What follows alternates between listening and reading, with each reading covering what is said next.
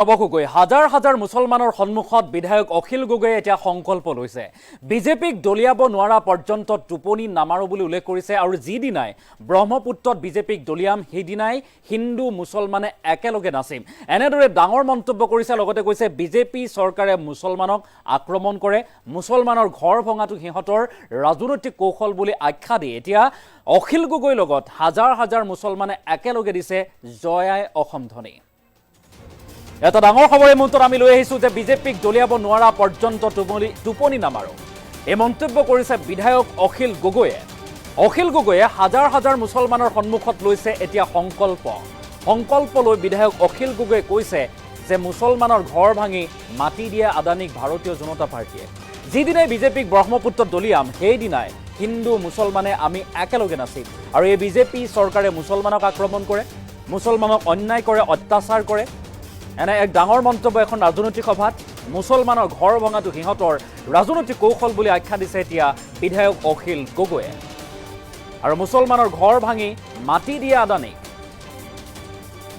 আদানীক মাটি দিয়ে বিজেপি চৰকাৰে মুছলমানৰ ঘৰ ভাঙি। আৰু অখিল গগৈৰ লগত এতিয়া হাজাৰ হাজাৰ মুছলমানে দিছে জয় আই অসম ধ্বনি। এখন সভাত এনেদৰে বিধায়ক অখিল গগৈয়ে হাজাৰ হাজাৰ মুছলমানৰ সন্মুখত সংকল্প লৈছে যে ভাৰতীয় জনতা পাৰ্টীক দলিয়াব নোৱাৰা পৰ্যন্ত টোপনি নামাৰো।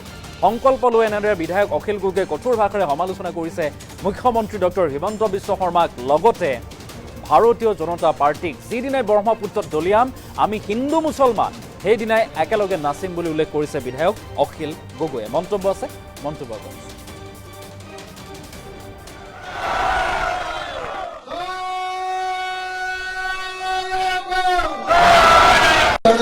কসম খাইছো যে 2026 চনতে বিজেপি চৰকাৰক ব্ৰহ্মপুত্ৰত দলিয়াই পেলাম।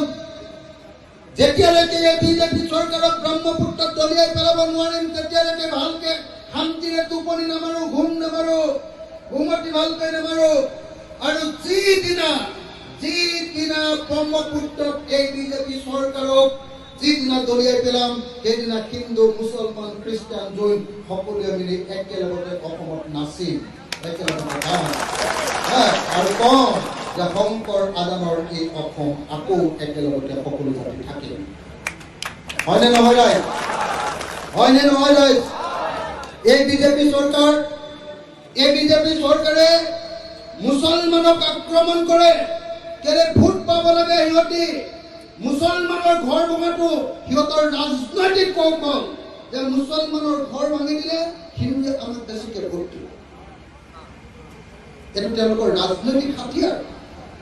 মুছলমানৰ ঘৰ ভাঙি দিলে হিন্দুৰ ওচৰত তেওঁলোক বেছিকে হিন্দুত্ববাদী চৰকাৰ বুলি ভোট পাব।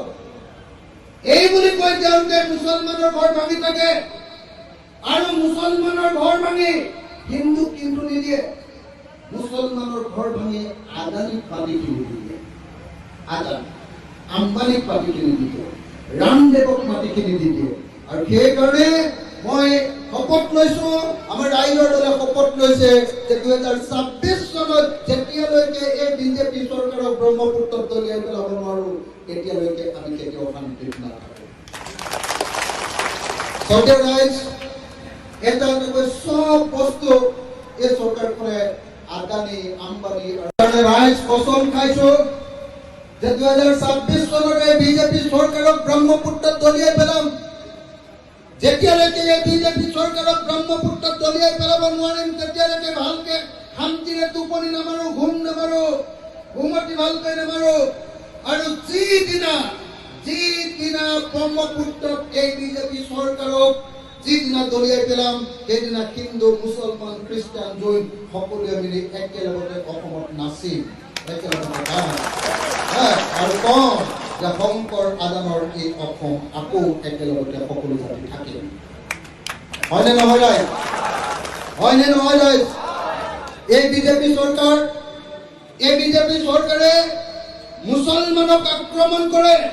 কেলে ভোট পাব লাগে সিহঁতি মুছলমানৰ ঘৰ ভঙাটো সিহঁতৰ ৰাজনৈতিক কৌশল যে মুছলমানৰ ঘৰ ভাঙি দিলে হিন্দুৱে আমাক বেছিকে ভোট দিব।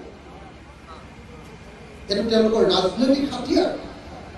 মুছলমানৰ ঘৰ ভাঙি দিলে হিন্দুৰ ওচৰত তেওঁলোক বেছিকে হিন্দুত্ববাদী চৰকাৰ বুলি ভোট পাব এই বুলি কৈ তেওঁলোকে মুছলমানৰ ঘৰ ভাঙি থাকে আৰু মুছলমানৰ ঘৰ ভাঙি হিন্দুক কিন্তু নিদিয়ে মুছলমানৰ ঘৰ ভাঙি আদানীক পাতি কিনি দিয়ে আদানী আম্বানীক পাতি কিনি দিয়ে ৰামদেৱক মাটি কিনি দি দিয়ে আৰু সেইকাৰণে মই শপত লৈছো আমাৰ ৰাইজৰ দলে শপত লৈছে যে 2026 চনত যেতিয়ালৈকে এই বিজেপি চৰকাৰক ব্ৰহ্মপুত্ৰত দলিয়াই পেলাব নোৱাৰো তেতিয়ালৈকে আমি কেতিয়াও শান্তিত নাথাকো।